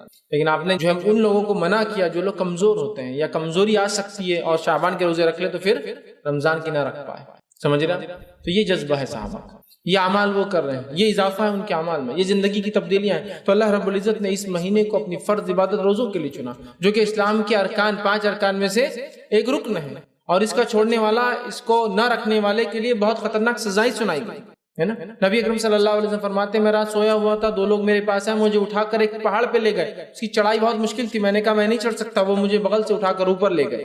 اوپر لے جانے کے بعد میں نے شدید چیخ و پکار سنی لوگوں کی, اور میں نے دیکھا کچھ لوگ الٹے لٹکے ہوئے, پیر اوپر ہے اور جو ہے سر نیچے, ان کے جبڑے جو ہے چیرے جا رہے ہیں. میں نے کہا یہ کون ہے, ان کے ساتھ یہ کیوں ہو رہا ہے؟ تو ان لوگوں نے کہا یہ آپ کی امت کے وہ لوگ ہیں جو افطار جلدی کر لیتے تھے, مطلب روزہ رکھتے تھے لیکن افطار جلدی وقت پہ نہیں ہوتا, وقت سے پہلے.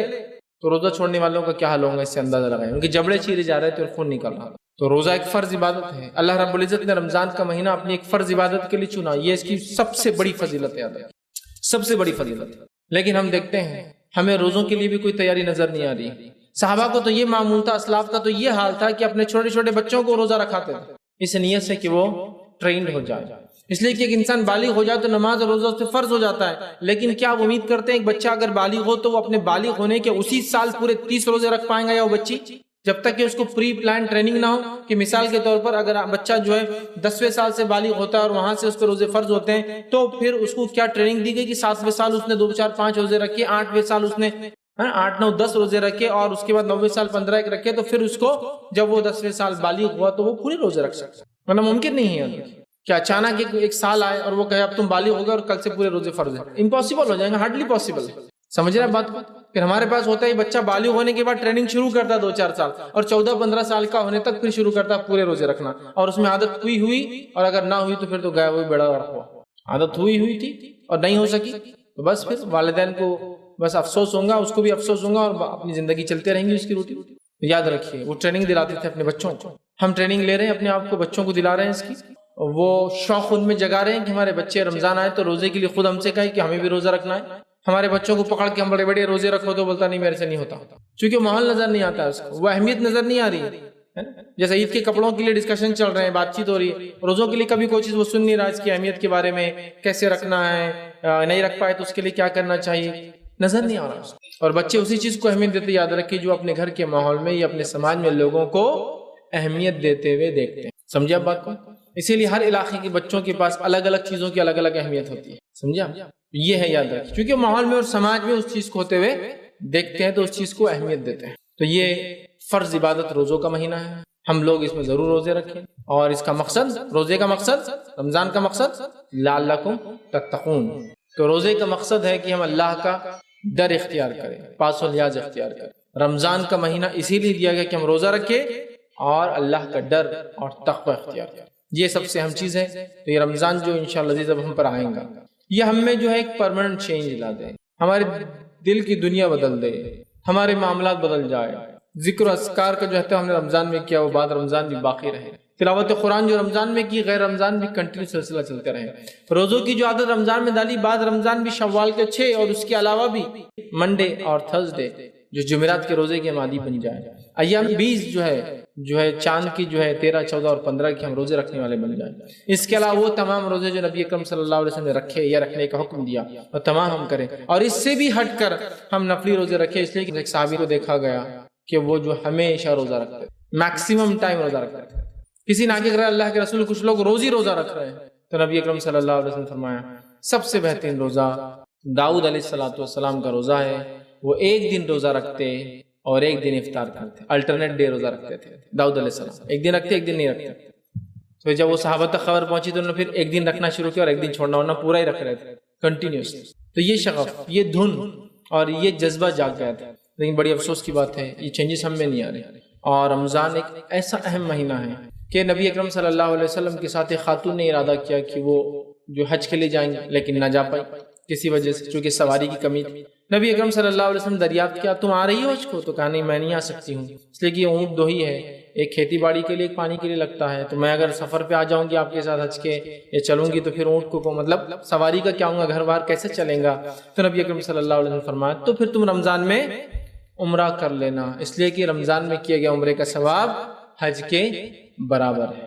دیکھیے کتنا افضل مہینہ ہے کہ اس مہینے کی گیا ایک نفلی عمل عمرہ, یہ حج اصغر ہے, چھوٹا حج, اور حج اکبر ہوتا ہے. تو یہ بھی کیا گیا حج اصغر عمرہ حج کے حج اکبر کے برابر ثواب. لیکن اس سے حج ساقط آپ سے ہٹ نہیں جائیں گا, وہ اپنی جگہ باقی ہے. لیکن ثواب درجے کے اعتبار سے, اہمیت کے اعتبار سے, ریوارڈز جو ملنے والے ہیں وہ اس کے برابر ہیں. سمجھ رہے ہیں بات؟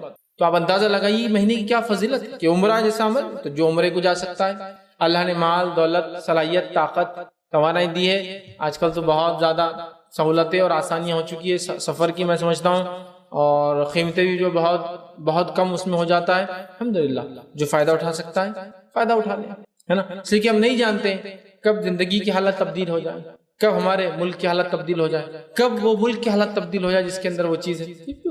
تو آج ساری سہولتیں ہیں، بینیفٹ اٹھا لیجیے، فائدہ لے لیجیے۔ ہو سکتا ہے کل سب کچھ ہو، صحت ساتھ نہ دے، سب کچھ صحیح ہو، مال ختم ہو جائے کہ اب جا نہیں سکتا ہوں، سمجھ رہا؟ تو کرنا چاہیے حج کو جائے انسان، خیر حج کو نہیں جا سکتا ہے، حالات نہیں ہے، یہ حج چونکہ کافی اس میں پیسہ لگتا ہے، تو عمرہ تو جا سکتا ہے، عمرہ کرے کم از کم رمضان میں۔ اسی طرح جو ہے کوشش کرنا چاہیے کہ رمضان کے مہینے میں اعمال صالحہ میں اضافہ کریں۔ اب جو بھی آپ کرتے ہیں نیک اعمال میں اضافہ، کیا کیا نیکیاں ہو سکتی ہے اس کی کوئی فہرست نہیں بنائی جا سکتی، ظاہر سی بات ہے۔ تو اعمال صالح کے اندر اضافہ کرے، یاد رکھیے، بالخصوص ذکر و اذکار کا اہتمام کرے اعمال صالح میں، بالخصوص نمازوں میں اضافہ کریں، مطلب فرض کے علاوہ، بالخصوص قیام اللیل کا ہم اہتمام کریں، ہے نا؟ اعمال صالح میں بالخصوص زکوٰۃ تو اگر آپ رمضان میں دیتے ہیں ٹھیک ہے، لیکن اس کے علاوہ صدقات میں اضافہ کریں، ہے نا؟ بالخصوص آپ صلہ رحمی میں جو ہے اضافہ کریں۔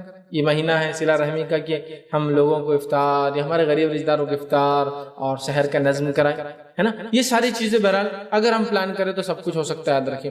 ہم لوگ سوچتے نہیں، یاد رکھیں، اگر ہم سوچیں گے نا سب کچھ ہو سکتا ہے، اور جب ہم نہیں سوچتے ہیں نا تو کچھ بھی نہیں ہو سکتا، یاد رکھیں۔ جب ہم سوچ لیں یہ نہیں ہو سکتا تو نہیں ہو سکتا، سب سے پہلے اپنے ذہن کو بدلیے یہ ہو سکتا ہے، تو پھر سب کچھ ہو سکتا ہے، یاد رکھیں۔ تو اللہ تعالیٰ پھر مدد کریں گا نا۔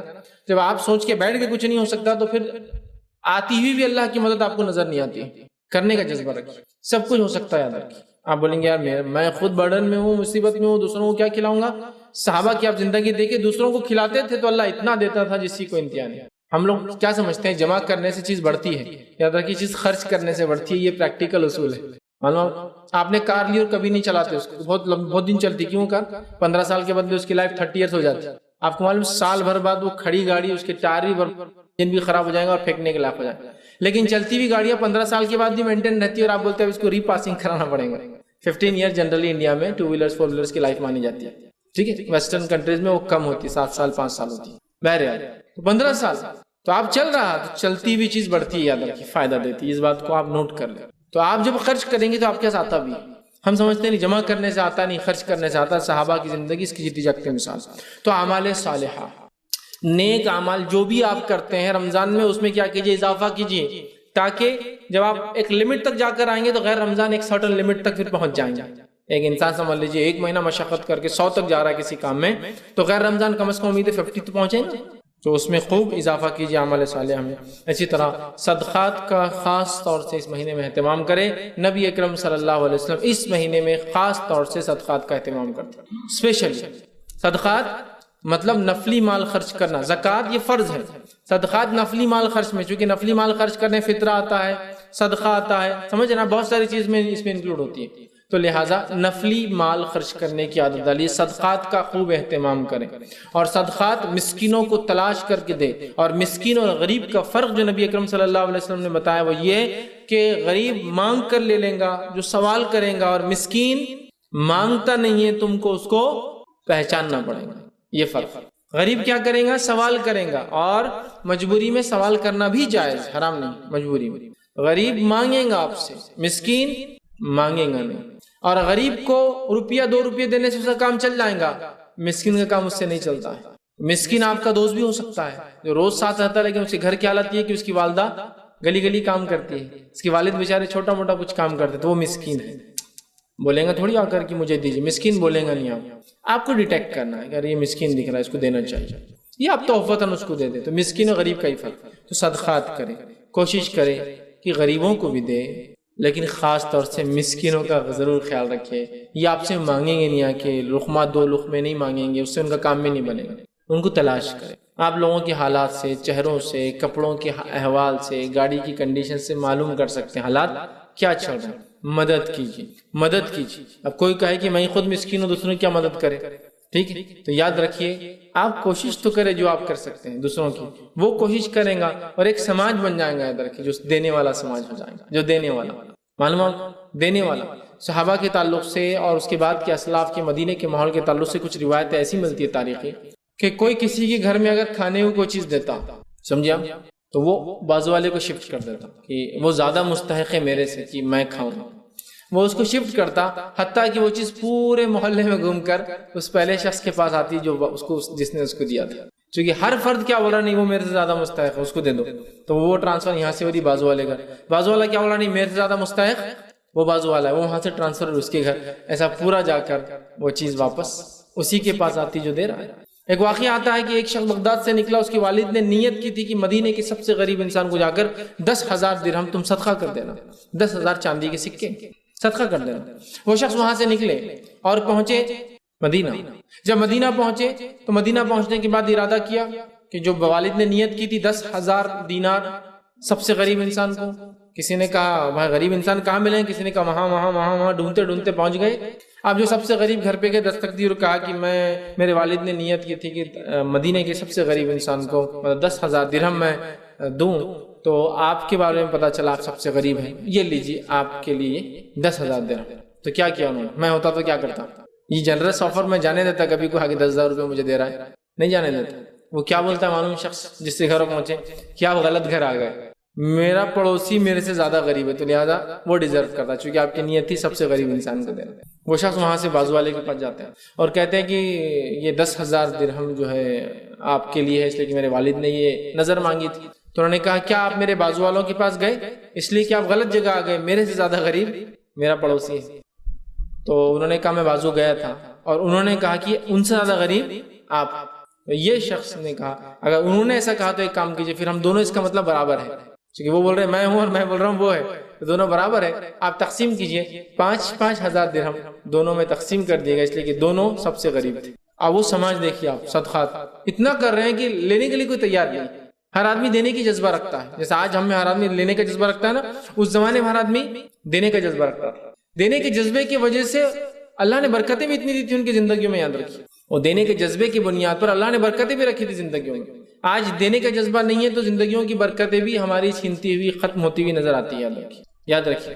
آپ دیکھیے پہلے زمانے میں روپیے پیسے کی بڑی قلت اور کمی تھی، لیکن آپ زندگیوں کے اعتبار سے دیکھیں اور جو کام انہوں نے کیا بہت آگے تھا۔ ایک انسان ہے، ایک آدمی کماتا ہے ان دا سینس کیش، باقی سارے مشقت کرتے جو کیش نہیں ملتا ہے۔ کھیتی کا نہ جائے خود کھا لیا، کیش نہیں ملتا۔ ایک آدھ آدمی تھا جس کو کیش ملتا تھا، وہ ملازمت کر رہا ہے، فلاں اس میں ہے، گورنمنٹ آفس میں ہے، نواب کے دربار میں ہے، ایسا تھا۔ ایک آدھ کو کیش آتا تھا، لیکن پورا خاندان اور پوری فیملی چل رہی ہے اس میں۔ آج حالت یہ ہے کہ سب کو کیش آ رہا ہے ہر طرف سے، لیکن حالت یہ ہے کہ سب کو آنے کے بعد بھی پڑتا کسی کو بھی نہیں ہے، چونکہ دینے کا مزاج نہیں ہے۔ تو فرق، صدقات کا اہتمام نبی اکرم صلی اللہ علیہ وسلم صحابہ دیا کرتے تھے۔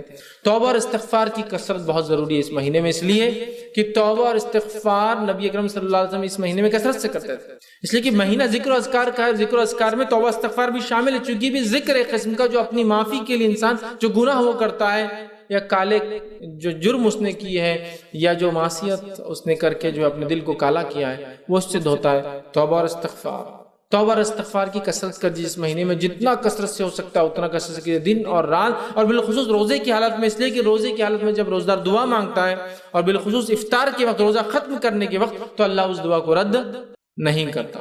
تو توبہ اور استغفار اپنے لیے، اور استغفار کے تعلق سے اہل سنت والجماعت کا صحابہ کا یہ عقیدہ تھا کہ استغفار میت کے لیے بھی زندہ کا قبول ہوتا ہے، اور یہ بات نبی اکرم صلی اللہ علیہ وسلم کی حدیث سے ثابت ہے۔ تو خود کے لیے کیجیے، جو گزر چکے ان کے لیے کیجیے کہ اللہ ان کی گناہوں کو معاف کر، ان کو بخش دے، ان کی مغفرت کر، یہ ہے ان کے لیے استغفار۔ اپنے لیے کیجیے استغفر اللہ، استغفر اللہ کوئی خاص وہ نہیں، اتنا پڑھنا کافی آپ کا استغفر اللہ۔ نبی اکرم صلی اللہ علیہ وسلم ہر نماز کے بعد جو ہے ایک بار اللہ اکبر اور 3 بار استغفر اللہ، بس اتنا ہی کہتے ہیں، استغفر اللہ اتنا کیجیے۔ 70 سے 100 مرتبہ آپ صلی اللہ علیہ وسلم کہتے ہیں، کرتے تھے، حدیث میں آتا ہے، روایت میں آتا ہے، ایک میں 70 اور ایک میں توبہ استغفار کے لفظ 100 مرتبہ آتے ہیں۔ تو کچھ علماء لکھتے ہیں چونکہ 100 مرتبہ یاد نہ تو ہر نماز کے بعد 5 بار پڑھ لے، 100 ہو جاتے ہیں شام تک، لیکن نماز کے بعد 20 بار استغفار پڑھنا سنت سے ثابت نہیں ہے۔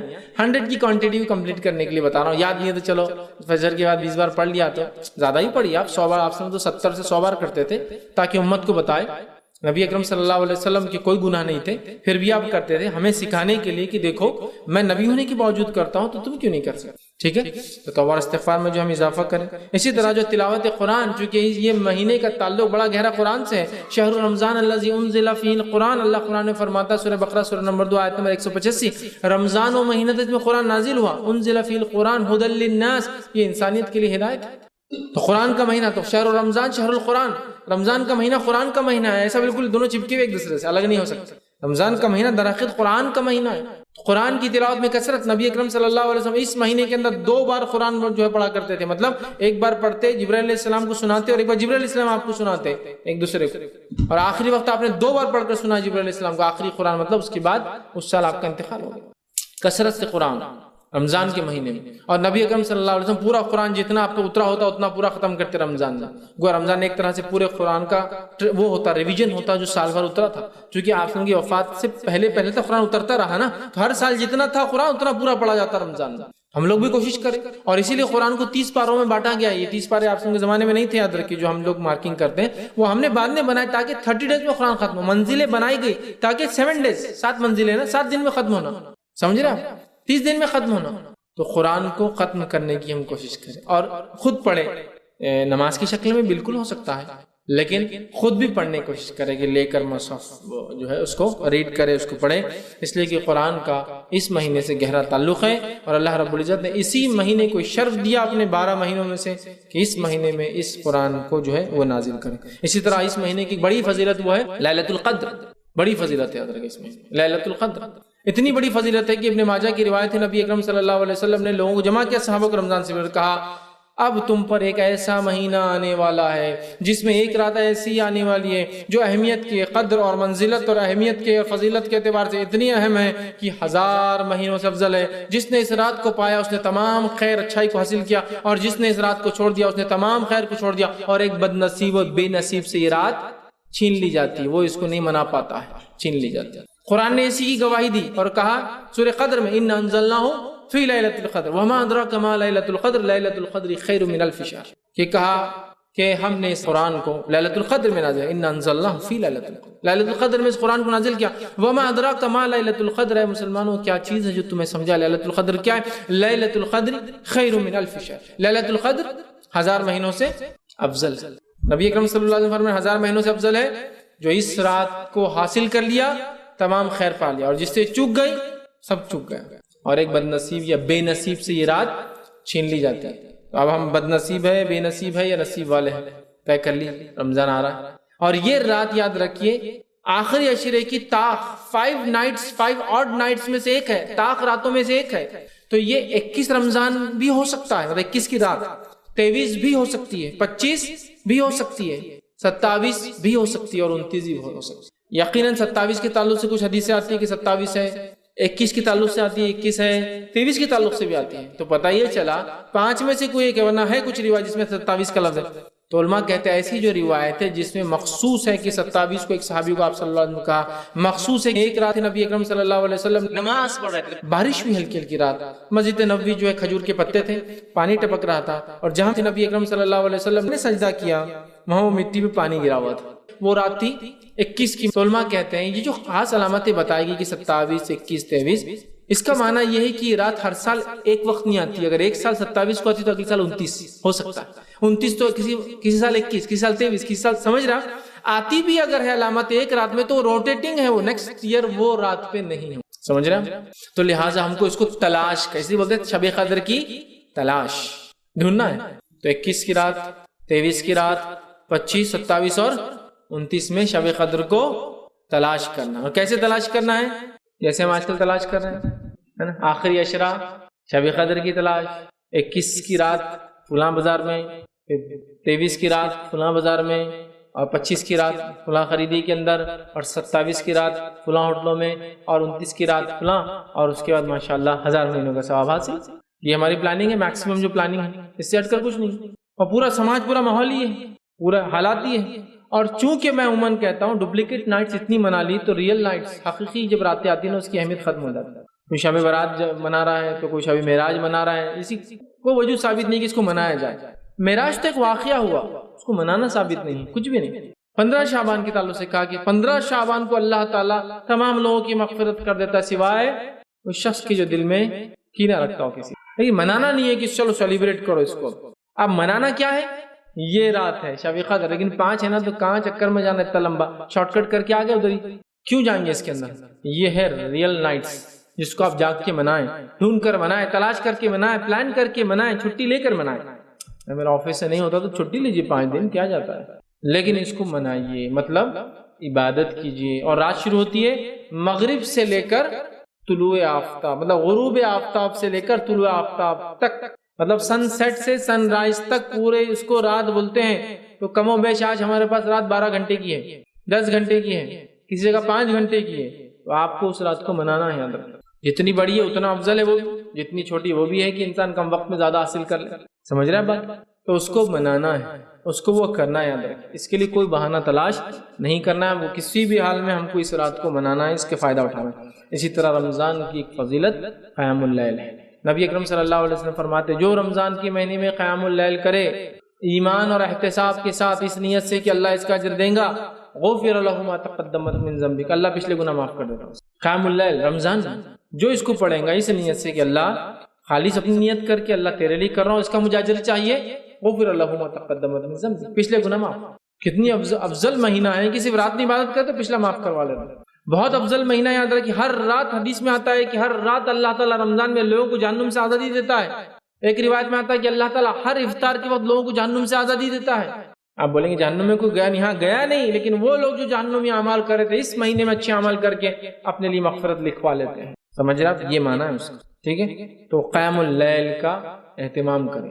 قیام اللیل وہ رسمی قیام اللیل نہیں، وہ قیام اللیل جو حقیقی ہو، ریئل، جس میں ہم جو ہے رات میں اللہ کو راضی کرنے کے لیے قیام اللیل کریں. ٹھیک ہے، اس لیے کہ بات اس لیے کہہ رہا ہوں کہ بہت ساری جگہ قیام اللیل کا اہتمام بہت سارے علاقوں میں ہوتا ہے، جس میں مختلف قسم کے اچھے اچھے کھانے بنائے جاتے ہیں مسجدوں کے اندر. تو لوگ جا کے مسجد میں 1 بجے جا کے کونے میں سو جاتے ہیں، پھر 3-4 بجے جیسی افطار کا سحر کا ٹائم ہوا کہ اٹھ کے وہاں کھانا شروع، یا پھر قیام اللیل میں اس لیے جا رہے ہیں کہ وہاں کھانا بھی مل جاتا اپنے کو. یہ سب نہیں، ریئل یہ ہے کہ ہم اللہ کے لیے اور اس نیت سے کہ احتساب کہ اللہ مجھے اس کا اجر دیں گا، اس کا اجر مجھے ملے گا، اس کے پچھلے گناہ معاف ہو جاتے ہیں. اسی طرح جو ہے لیلۃ القدر میں قیام، اس کی بھی الگ فضیلت آتی ہے. حدیث میں آتا ہے جو لیلۃ القدر میں قیام کرے اس ایمان اور احتساب اس نیت سے کہ اللہ اس کا اجر دے، اس کے بھی پچھلے گناہ معاف ہو جاتے ہیں. پورے رمضان میں بھی ہو رہے ہیں، لیلۃ القدر میں بھی ہوتے ہیں. تو کوشش کریں لیلۃ القدر میں تلاوت قرآن کے ساتھ ساتھ قیام اللیل کا بھی ہم اہتمام کریں. اسی طرح رمضان کے مہینے میں اعتکاف یاد رکھیں، یہ بہت اہم عبادت ہے. نبی اکرم صلی اللہ علیہ وسلم آخری عشر اعتکاف کرتے. جس سال آپ کی وفات ہوئی آپ نے 20 دن 2 عشر اعتکاف کیا. تو اعتکاف کا اہتمام کریں. اعتکاف مسجد میں ہوتا ہے، اس کی تمام تر تفصیلات میں سمجھتا ہوں میں نے جو ہے اعتکاف اہمیت، احکام اور مسائل اس میں بہرحال رکھیے. تو ہم کوشش کریں اعتکاف کریں، اور اعتکاف صرف مسجد میں ہوتا ہے، چاہے مردوں کا ہو چاہے عورتوں کا ہو. یاد رکھیں ٹھیک ہے، اعتکاف مسجد میں ہوتا ہے، تو اعتکاف کا اہتمام کریں. اسی طرح جو ہے تقوی اختیار کریں، چونکہ اس مہینے کا مقصد یہی ہے تقوی اختیار کرنا، ٹریننگ حاصل کر کے اپنی زندگی کو چینج کرنا. تقوی اختیار کریں.